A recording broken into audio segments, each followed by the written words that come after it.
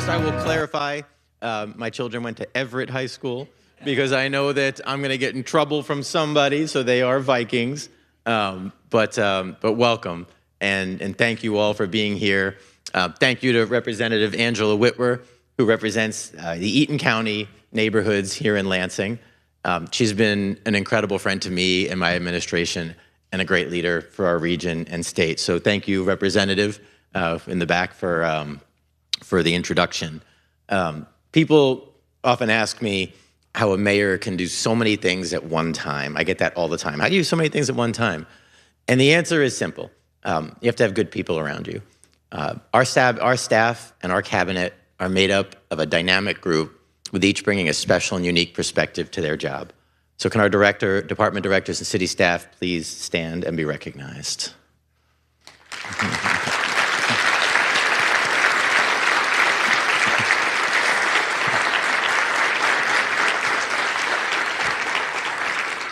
We also have great partners in our city clerk and city council.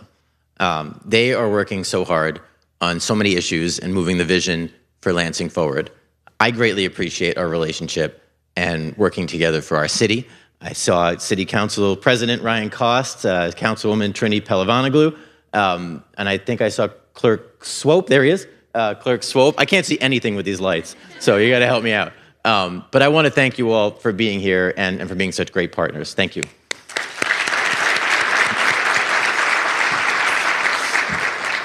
And of course, leaders can't lead without the support of their partners and their spouses. My wife, Erin, and my family make my job so much easier.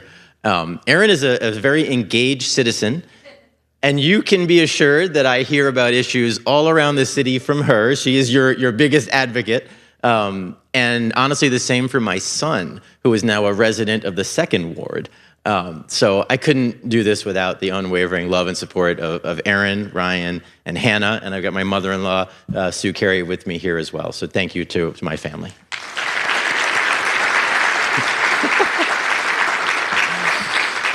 So last December, I was asked to do a year-end viewpoint looking ahead to 2025.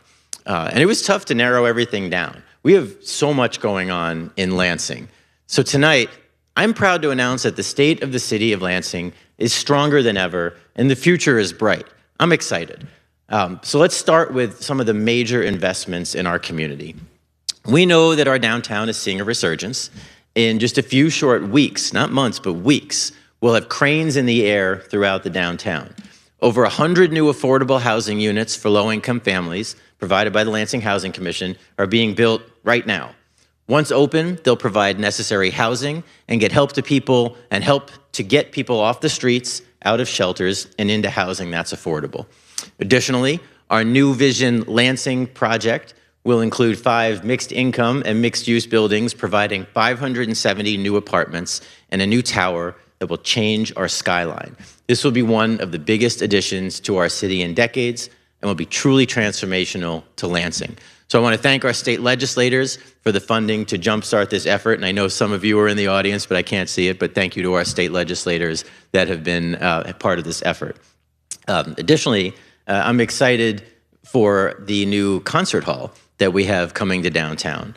The Ovation Center for Music and Arts, presented by MSU-FCU. Work is underway right now on the site, and we'll see steel and concrete in the empty lot going vertical very soon. This state-of-the-art venue will bring thousands of people downtown per week, eating and drinking, and seeing a great live show. So once this is open, we know this place is gonna rock, and we're excited. Across the street from the Ovation, CATA is gonna reconstruct the former Greyhound bus station into a community resource center that will connect residents and visitors to social and human service partners who support the diverse needs of our community and improve access to a wide variety of services. It'll also house CATA employees, making them more accessible to riders and to the public. So I want to thank CATA, their board, their senior staff, for all the great work that they're doing for our neighbors. And I see some of my CATA partners sitting in front of me here, so I can see a little bit. We have a significant investment for advanced manufacturing by our very own Neogen, an international food testing company starting right here in Lansing. who's investing $208 million in our downtown area. Just across from their Oak Park campus, they're building a new research and manufacturing facility and renovating a building for production and support. And in the process, they're creating 115 new high-paying jobs. And finally, we can't forget the other big project coming to downtown. Last year, I stood in an empty parking lot with the council president and with Councilman Spatafor to announce it would be the location for Lansing's new city hall. Design and pre-construction work has been underway for months. And tonight, I'm excited that you will be the first to see our new city hall. There it is.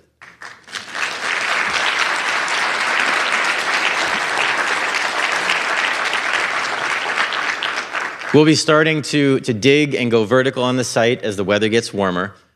This has been a need for so many years. And this year, we will finally see the construction start.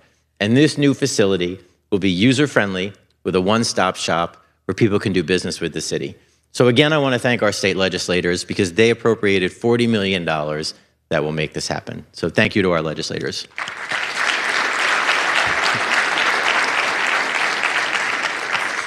And once we're out of the current city hall, a new hotel will take its place. I know we've talked about that. We got a little bit of time, so a little bit more on that in the future. So while the downtown is vital to our future success, we've seen economic growth, small businesses, and housing spread across the city along our commercial corridors. Residents and visitors alike travel these stretches of road that are connectors to our neighboring communities. One good example of this work is the Pleasant Grove and Holmes intersection in South Lansing. Those from the area remember that there was an old abandoned school that was a dangerous eyesore. The city worked with the Ingham County Land Bank, our county treasurer, Alan Fox, and it got knocked down. But we won't forget its history. When something new comes there, we'll recognize that Malcolm X was once a student in that school. The building couldn't be saved, but the legacy can. And this land will see growth with the vision of new housing and medical and financial services that are so needed in Southwest Lansing. I know that Southwest Action Group, the Southwest Lansing Action Group, or SWAG, the Land Bank, and a local developer are working on a plan for the future of this area. And we've committed $1 million from the Revitalization and Placemaking Grant to help with this effort. Much of this wouldn't be possible without the tremendous advocacy for this area and all of Southwest Lansing by City Councilman Adam Hussein. He couldn't be here tonight because he's a teacher and he has parent-teacher conferences, but I want to recognize and appreciate his leadership. I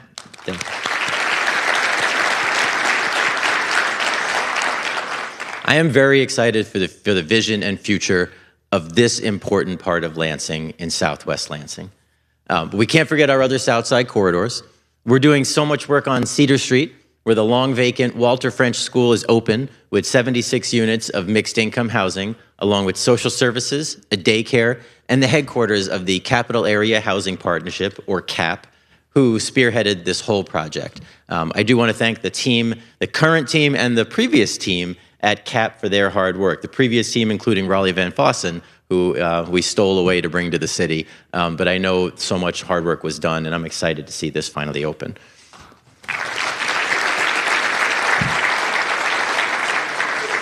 Moving over to South Washington, in the middle of our South Side, we continue to see growth on our corridor of care. The dirt is moving and structures are rising for our police, fire, courts, and training facility at our new Public Safety and District Court complex. And across the street, we have Child and Family Charities who are providing so many new resources for residents.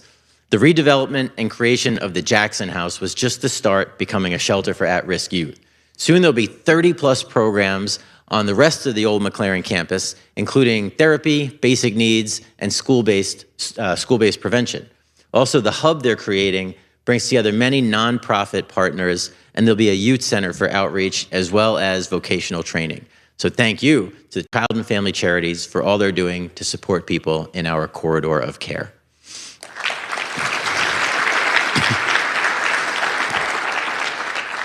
Looking at the west side of town, we'll finally see cleanup begin on the empty former Fisher Body Plant property. We received $19 million from the state to clean up contamination and to discuss with the community how best to make that site ready for future growth. Also, on the west side, the West Saginaw Corridor, which serves as an entrance into Lansing, is being improved. Spearheaded by the Moneyball headquarters, this area is undergoing a transformation. Coming soon, we're going to see the redevelopment of the old Parks Furniture Building, which if you've been by it, you know it's in terrible shape, and that surrounding area. And we're going to work with Steve and Reshane Lonzo, the folks who rehabbed the Comfort Zone on Pennsylvania Avenue. We're going to work with them to renew this important West Side area as well. So I'm looking forward to that.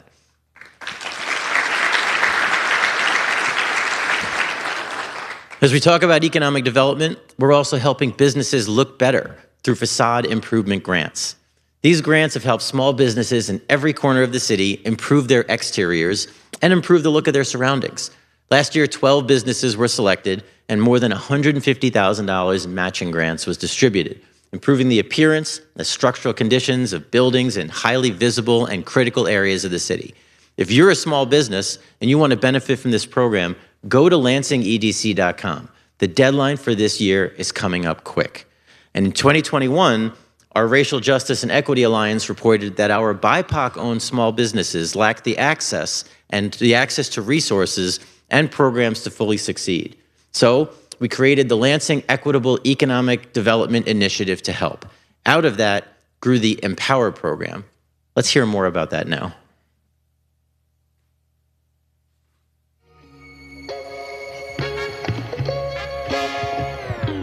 So the Lansing EDC, or the Lansing Economic Development Corporation, is an organization right here in the city of Lansing focused on cultivating economic growth. And so we do that by helping to foster real estate redevelopment and new development, as well as supporting small businesses right here in the city of Lansing.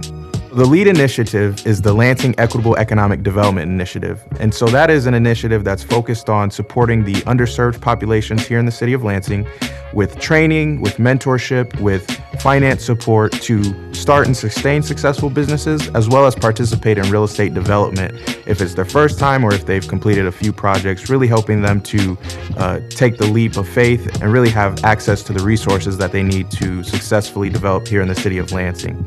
And so this really derives from the Mayor's Racial Justice and Equity Alliance that was done in 2020 to really focus on underserved populations, be able to identify opportunities where economic mobility is possible. The Empower program is part of the LEAD initiative and is part of our small business development focus. So there's a curriculum that guides the entire 6 months. So they'll go from just learning some of the legal foundations to marketing and promoting to establishing proper financial systems, the whole gamut, to really understand how to strengthen their business operations and act as a stronger corporation instead of just solopreneurship, and really get to that next level. So within each of the sessions, there's a specific topic and the facilitator goes through the training, and then there's real world case studies from the participants to really dive into specific issues that they're facing currently, have faced, or might face, so that they can put real world action to the things that they're learning in the curriculum. So we've seen a diverse group of businesses participate and graduate from the program thus far, all the way from your retail clothing businesses, your food and service businesses. We've had actual marketing and communications companies come through the program, auto businesses come through the program. So it's a diverse array, and we really wanted to keep it open to ensure that businesses of any industry can really get the resources that they need. So we just graduated our second cohort and a total of 23 businesses. So we're very excited about the success that it's had thus far, and we're super excited to be offering our third cohort this year come summer. The real focus is being able to help businesses get to the next level by strengthening their operations, increasing their business strategy, and really ultimately getting to the next level so that they can be successful here in the city of Lansing. Go on over to our website, www.lansingedc.com, to learn more information about the LEAD initiative, about the Empower program, and more about what the Lansing EDC is doing here in the city of Lansing.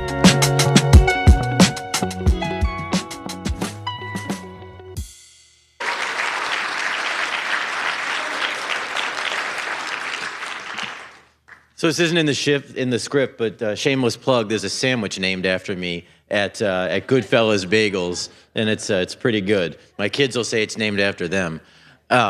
So congratulations to the incredible small business owners you saw in the video, and the entire Empower cohort. I was at their graduation a few weeks ago, and this group of talented folks are fired up to make a real difference in our city.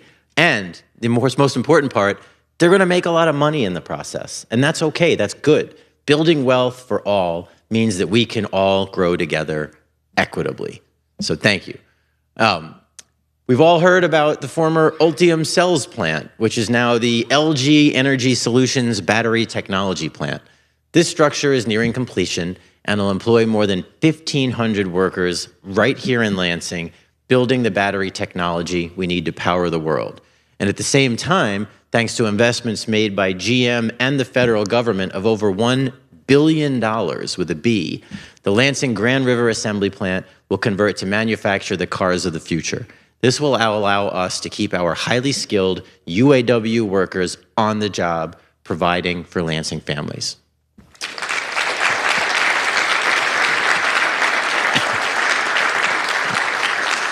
On the north side, our Lansing Airport continues to expand passenger services. In addition to Delta Airlines and American Airlines, Breeze Airways now offers nonstop flights to Orlando and Fort Myers. And we're celebrating 15 years of international passenger service with Apple Vacations, giving us even more options for a sunny getaway and keeping Lansing linked with the globe. With ongoing terminal upgrades, a forward-looking master plan, and a focus on land and cargo development, the airport is set to grow as Lansing continues to grow. So to put all of these investments into perspective, you just have to look at the numbers. In 2024, our economic development team approved new development projects that equated to nearly $463 million of investments, created 139 new jobs, and 579 new housing units. In addition, they secured more than $20 million in grant funding. And in just the past 7 years, we have approved 62 new development projects that equate to more than $4.3 billion in investments. I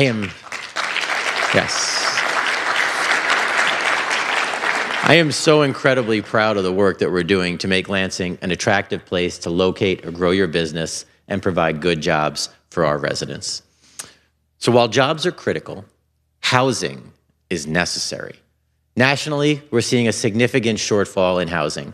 Last week, Governor Whitmer announced in her State of the State that Michigan needs 140,000 more housing units to keep up with demand. A lack of supply drives pricing up for existing housing, making it unaffordable for many. We need to build more homes and rehabilitate existing older housing. We're committed to housing for all. Whether subsidized, affordable, workforce, attainable, market rate, housing is needed in Lansing just like it's needed throughout the nation. And this is especially true in our downtown. More people living there means more walking around at lunch, at night, and on weekends. More people shopping at the Capital City Market and our small retailers. More people who will go to Graywall Hall and Ovation when it opens to see shows. More people going to Impression 5 or a Lugnuts game. Or just spending time at Rotary Park and grabbing a bite to eat at the Lansing Shuffle or any of our many restaurants downtown. Whether they're working in person or remotely, they'll live and be active in our community, creating vibrancy that we have always known downtown. I've already talked about the New Vision Lansing and Walter French and the Lansing Housing Commission's housing developments. These are in addition to the hundreds of new rental units that have been created over the last few years and the single-family houses that have been rehabilitated and built by CAP, by Habitat for Humanity, by Eastside Community Action Center, and the Ingham County Land Bank. In 2025, we're making incredible investments in housing with plans to spend more than $4.7 million. We'll continue to invest with our housing partners to complete construction of 4 new single-family homes and start construction on 5 more. In addition, we're committing over $2 million in federal funding to help the new Hillsdale Place apartments. This will be a 40-unit rental development serving primarily those who are homeless, on the verge of homelessness, or domestic violence victims. But housing for all is not just about new apartments and houses. It's also about rehabilitation of what we already have. We need to help update and fix our aging housing stock before it falls into disrepair and needs to be knocked down, which lessens the options for people to live in. So tonight, I'm announcing that we have created and will be rolling out a housing rehabilitation plan. We'll be working with the Capital Area Community Services to provide dollars for Lansing residents to fix their homes. Qualified lower-income households may be eligible to receive up to a $40,000 grant to fund critical home repairs. We'll work with small contractors and local trades doing the work to maintain and improve our housing stock. Program applications will go live later this spring.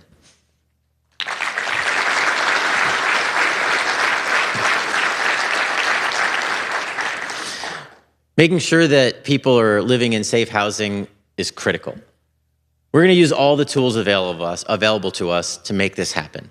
Our incredible code enforcement and building safety staff, along with our city attorney staff, are doing everything in their power to ensure that the few bad landlords are held accountable. This includes making landlords face consequences when they refuse to do what is right. To the many, many good landlords out there, thank you. Thank you for being a good landlord. To all the landlords out there just looking to make a buck without providing good housing that complies with the law, I'm here to tell you that we will use every power in our arsenal to make you fix the property, or we will see you in court.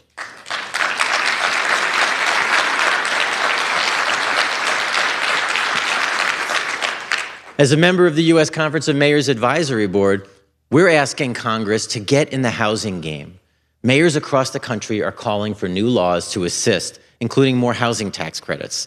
These laws will give cities like Lansing more tools to help create the housing that we need, and they'll provide federal investment, which has traditionally been very small.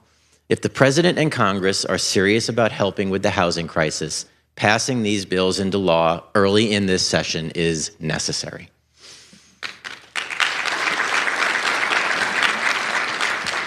When we talk about investing in job growth and housing, we also have to talk about the amenities that people want and expect from us as a vibrant city. As we attract people here, we need to have things for them to do.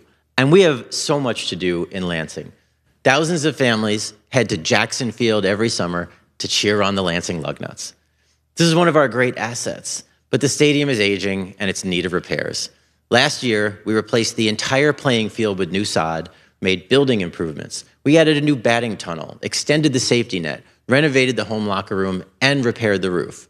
We're investing in our stadium to get us ready for another year to go nuts.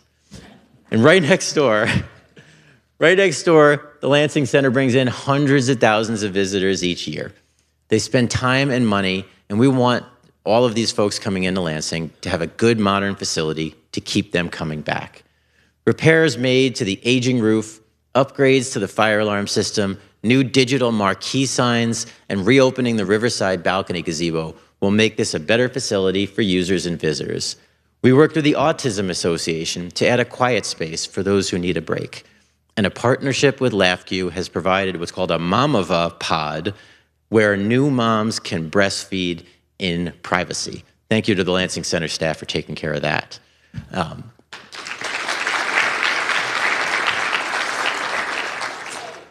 Of course, you can't talk about amenities in our city without talking about our incredible park and recreation system and our 111 City of Lansing parks.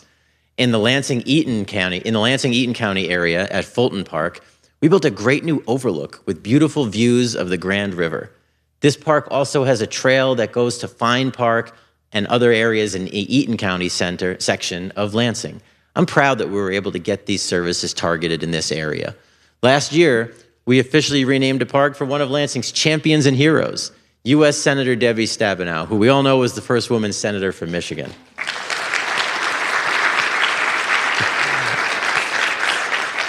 She raised her family here in South Lansing and spent lots of time at the old Washington Park with new playground equipment, incredible art, a new fitness court, and many options for our residents and visitors. Stabenow Park, in the heart of our city and on the corridor of care, will be a place where young people and young at heart can enjoy recreation in our city.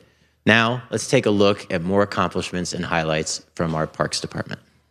I'm Brett Kaczynski with the Parks and Recreation Department. We just love the services that we provide. It starts with our 111 parks. We have 25 miles of river trail as well. And this year we were excited to open up a new portion of that connected Fenner Nature Center. Also allowed us to go underneath 127 with a connection there. We've also got some updates coming to our playgrounds. We have over 70 playgrounds in those 111 parks. So we're going to be doing some upgrades to those, as well as still pushing, Play Michigan and all our other playgrounds out there. We're really seeing crowds at the Play Michigan playground, that universally accessible playground for folks. So we're excited about that as well. We're looking for a new concert venue, which will be at the Fish Ladder. So this is what folks have seen with Dam Jam, for instance, and other areas in the Fish Ladder up there at Bouchard Park. That is going to be redone. Construction will be taking place this spring, and we will have that on by late summer, early fall. That will be a new site for performance venues with a lot of lighting, really highlighting a great feature that we have in the North Lansing Dam and the connection to the Fish Ladder there, to Old Town, to the River Trail. We're excited about that. So our 5-year plan is due for renewal. So our last plan was the 2020 through 2025 Parks and Recreation Master Plan. And so we are putting forward questions, surveys, input sessions that we will be having around the city, gathering that input for what our residents want to see in their 2025 to 2030 Parks and Recreation Master Plan. 2024 was a great year where we opened the pump track, and running through the pump track really improves your skills as a biker, and it allows you to go from that beginner stage all the way through an advanced stage up there. Also in 2024, we opened up the disc golf course at Sycamore Fenner. All of these things that you hear of, whether it's the disc golf or the fitness court or the pump track, these are all free activities for our Lansing residents to get out and enjoy. So also last year, we were able to open up an outdoor tennis court and pickleball combination at Clifford Park. It's a very exciting game. If you haven't tried pickleball, you should get out there. I think it gets a rap like it is just for seniors, but it's certainly for all ages, and you will see how I enjoy it, I guess, and how I take out some of our friends that also enjoy the game of pickleball.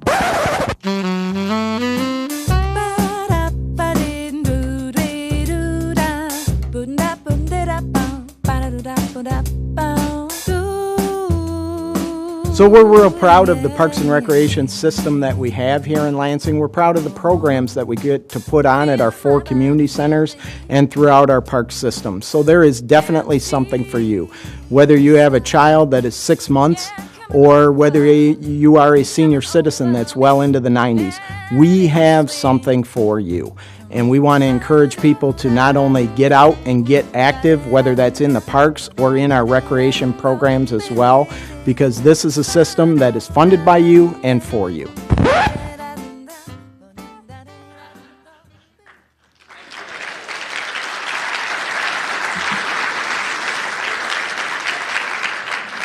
And that ball hit the net.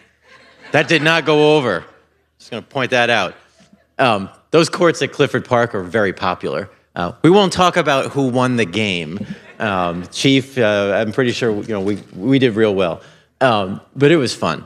And we learned so much about pickleball from the Greater Lansing Pickleball Group. Yes, we have it, and yes, they were there. So thank you to Brett. We tease Brett a lot because he went to Ohio State. Sorry, I just outed him. But he's a really good parks director, I promise. And really, thanks to our incredible Parks and Rec staff and volunteers, and to our Parks Board, they all do such a great job with the millage money that our voters continue to support for our parks programs at the ballot box. So thank you. We also have camps for Lansing kids. We have sports for youth and adults, senior programs. We have classes to help you learn a new skill, showing that Lansing has things to do for everyone at all times of the year. So don't forget to check out Lansing Living. Watch for the upcoming issue in your mailbox and online soon. As we talk about all of this, we know that people expect to live in a safe community. And I'm proud that Lansing is just that, a safe city. We all remember the increase in crime and in gun violence during the pandemic nationwide, and even right here in Lansing. Well, our crime has gone down once again in the last year. Reports of gunshots are down 32%, robberies are down 27%, burglaries are down 16%, stolen guns are down, and our closure rate last year was 88% with only one case that wasn't closed. Now, I and our police officers take each individual incident very seriously, and we know our crime rate will never be zero. But the fact that crime is going down and the efforts we are taking within the community are working. But we won't rest, and we'll remain vigilant on crime to ensure that Lansing remains a safe city. Now, how will we do that? We will continue to work our plan. Lansing has focused on prevention, intervention, and enforcement. While we certainly have more work to do, this plan is working. Shooting homicides were down 20% last year, and non-fatal shootings were down 11.5%. Prevention is about alternatives to getting into trouble. And you've heard a lot about that already with all the things to do in Lansing, but that is being augmented with other efforts. I'm proud of the city partnership with Lansing 360, which is being spearheaded by the Lansing Empowerment Network. One of their plans is to create a youth worker program called Step Up, which will create alternatives to violence by letting young people earn a wage. This keeps them off the street, puts money in their pockets, and teaches the value of good pay for a good day's work. This is just one of the many gun violence reduction efforts that this program is focused on. I want to thank all of the board members and all of those who are part of this effort, from community leaders like Michael and Erica Lynn of the Village Lansing and Justin Sheehan of the Lansing Promise, to our City of Lansing department directors like Delisa Fontaine and Kimberly Coleman. This effort may not have been possible a few years ago, but we all have come together for the betterment of Lansing, and it's working.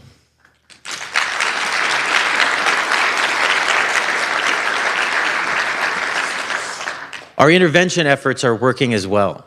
We invested heavily in the Advanced Peace Initiative, where we have violence interrupters who work to prevent trouble before it happens and stop retaliation. These efforts started in Southwest Lansing and had positive results, so we expanded them to other parts of Lansing and the school district. And Advanced Peace is also working in East Lansing because violence doesn't have borders. So I want to thank the Michigan Public Health Initiative for leading this effort.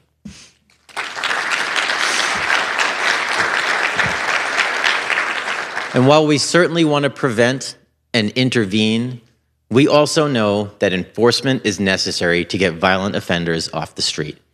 Young people having access to guns is a major problem, as we here saw earlier this week.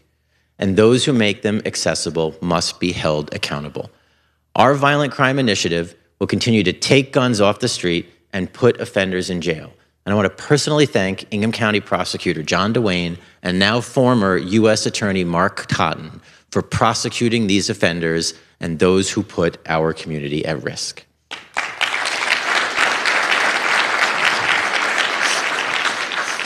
We've added more police officers to the streets and, just as importantly, we plan to be fully staffed for LPD this year. We have police cadets in the academy now, and we have approved several lateral hires.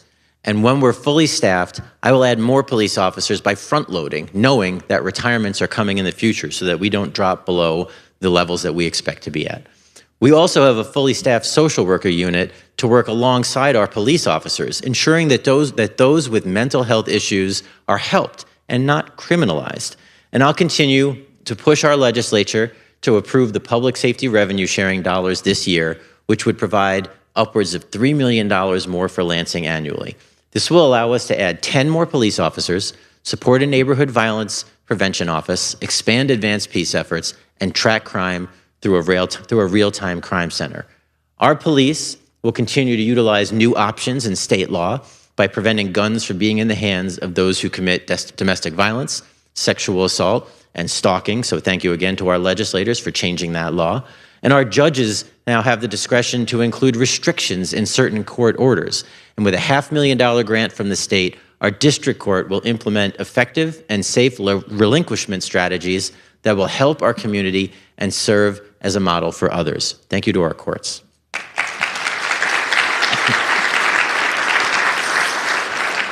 But we're not just concerned about violent crime. We also have issues like speeding, which communities everywhere are dealing with. I hear it from all mayors all over the country.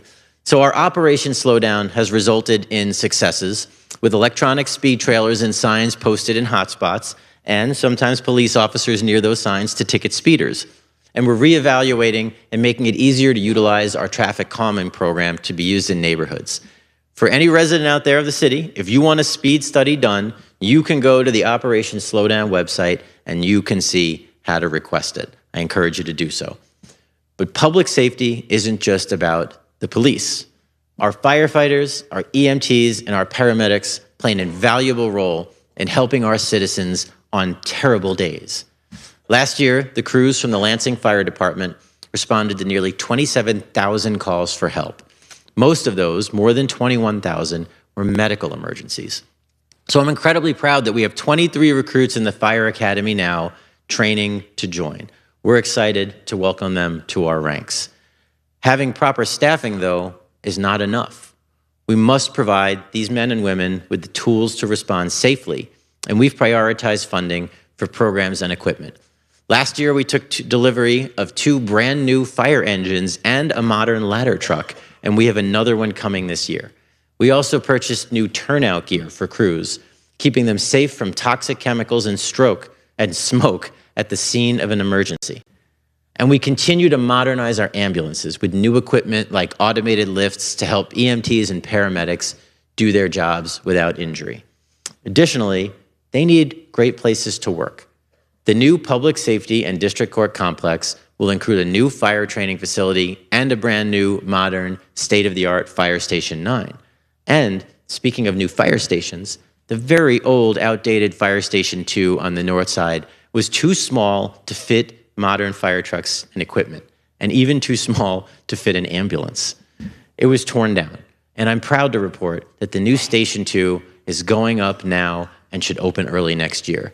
So can we all please thank our police officers and firefighters for all their work that they do in Lansing.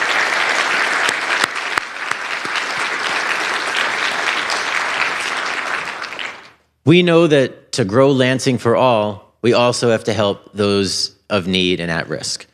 Our human relations and community service staff collaborate with agencies to help our unhoused neighbors. Our PATH teams traverse the city to talk to those who are unsheltered and assist with resources, from providing food and shelter options to securing access to housing vouchers. We also work closely with those providing shelter. There are low barrier options through the Outreach Center and individual and family options at Holy Cross and the City Rescue Mission facilities. We've also opened the Let's Community Center as an overnight warming center when it's cold during our Code Blue events. I look forward to the expanded shelter efforts led by the City Rescue Mission, which is moving to a new location downtown that will offer 24/7 support and can shelter both men and women. But we can't wait for that to be completed. So tonight I'm pleased to announce that with the assistance from the City of Lansing, the Holy Cross New Hope Center has expanded, providing 70 new shelter beds. This added capacity will ensure that we can provide temporary shelter until people can get into stable housing.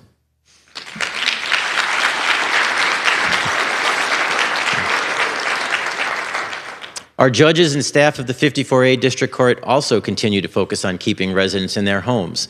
Their eviction diversion facilitator proactively provides resources to those facing eviction, and they refer clients to our Financial Empowerment Center so families can learn how to budget, save, and strengthen their credit scores and help stay in their homes. Last year was busy for our city clerk, Chris Swope, and his staff. They administered 4 citywide elections in which 98,000 ballots were tabulated. In November, more than 9,000 people took advantage of Michigan's new early voting option. This year, thanks to funding from the state, the city clerk's election unit will move to a new, better facility on Jolly Road. The city's new election administration office will provide an easily accessible and secure site for voters. So, for information on elections, go to lansingvotes.gov. But the clerk's office wasn't just doing that. They also are seeing great success providing passport application services. In addition to taking appointments, the staff is staying late on some city council evenings for walk-ins. And recently, they partnered with the Salas Center to support the LGBTQ+ community with passport services there. To get more information, check the city clerk's website to take advantage of this service. And please join me in thanking our city clerk and his staff for their hard work.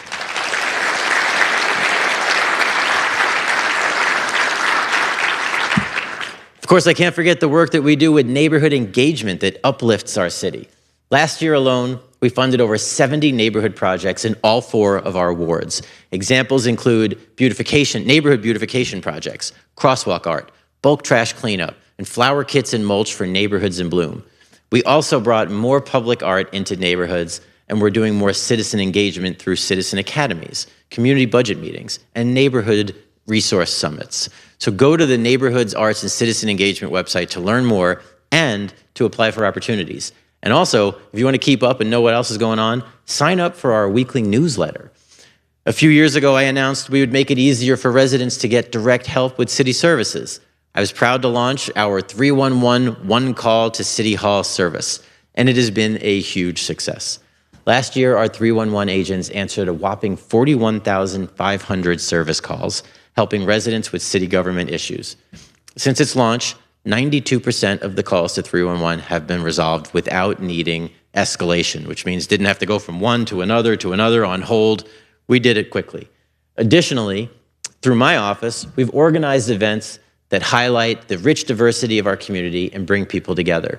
And our Interfaith Council and faith leaders continue to play a vital role in bridging city leadership, ensuring that concerns and ideas are heard and addressed. Lansing is proud to be an engaged, vibrant community because when we work together, we thrive together.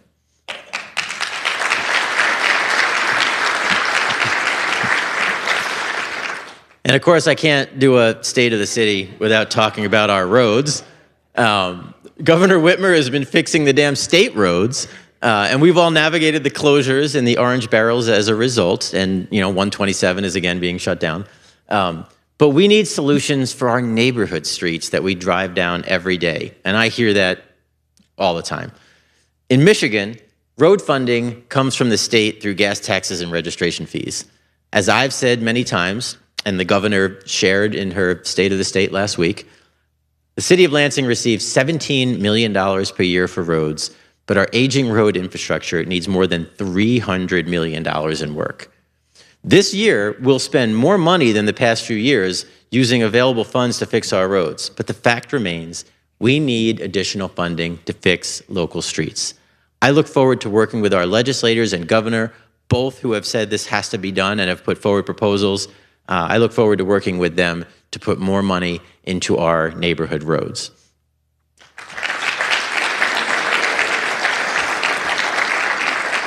Of course, that doesn't mean we're doing nothing.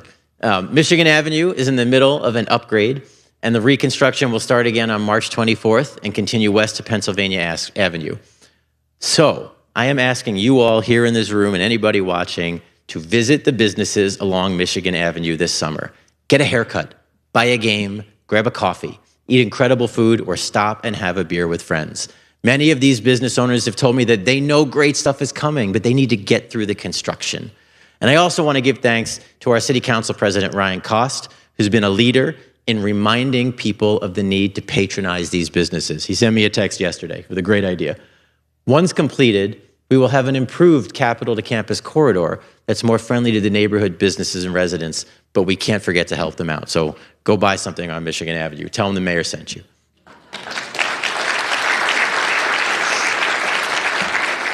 We also have a variety of other roads being fixed. And for Councilwoman Pelavanago, I know you'll be excited that we're going to see Pleasant Grove Road fixed on the south side from Mount Hope to Jolly. This is a highly traveled road, and it'll be completely redone starting later this year. So everyone, please plan accordingly. But it's coming. It's coming. And as we know from the recent thaw, potholes make our older roads and streets a mess. We are in Michigan. There's a freeze-thaw. And when it gets cold and gets warm, it beats up the roads. So as soon as we got done plowing, pothole crews were on the streets. Last year, we filled potholes with more than 1.8 million pounds of patch material. Now, this isn't a permanent fix, but it gets our streets passable. And our crews are pretty good at getting them filled fast if it's not raining or snowing. If you need a pothole fixed, call 311 or go to Lansing Connect and report it. We will usually get it within 48 hours. Another topic that I hear about a lot is sidewalks. Lansing has over 600 miles of sidewalks, and our repair program for 2024 continued to focus on eliminating reported trip hazards. Unfortunately, we can't use state road money for sidewalks, so all of this comes from our own city taxes. According to ordinance, residents in the city usually share the cost of sidewalk repair, but I do have some good news. If you want to apply for a permit for a sidewalk repair, we're going to waive the cost of the permit. So at least we'll save you a little bit of money when helping fix sidewalks in front of your house. So visit the sidewalks page on the Public Service Department website to get more information. And thank you to Andy Kilpatrick and our public service staff for at least trying to make this a little bit easier for our residents.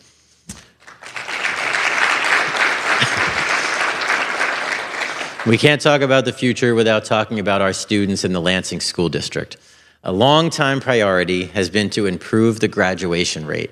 The city worked with the school district to fund graduation counselors, in addition to the incredible measures that the school district was already taking. Superintendent Ben Schuldiner reports that in the 23 to 2024 year, the district had a 4-year graduation rate of 88%, an increase over 26% from just 3 years ago, setting a new record. That is incredible.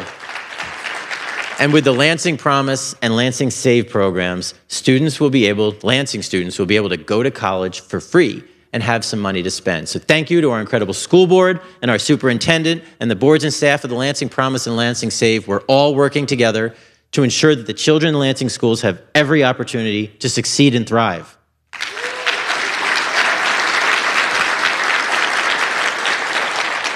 So as we look toward the future of Lansing, I'm filled with hope and pride for all that we've accomplished together and all that's yet to come. We're in the midst of a transformation marked by economic investment and growth, housing that meets the needs of every family, and a city that is safer and provides critical services. We've invested in the community, worked to bring down crime rates, and implemented measures to combat gun violence, making our neighborhoods stronger. We'll continue to focus on making sure our aging infrastructure, along with city services, are up to the challenge for future growth. But none of this will be possible without you and your commitment to Lansing's future.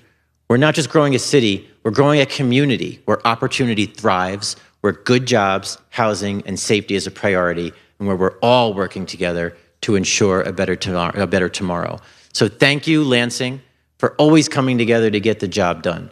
I look forward to continuing this incredible journey with all of you. Together, we will make Lansing a place where everyone can succeed and can be proud to call home. I have said it before, and I will say it again. Lansing's time is now, and the best is yet to come. Thank you.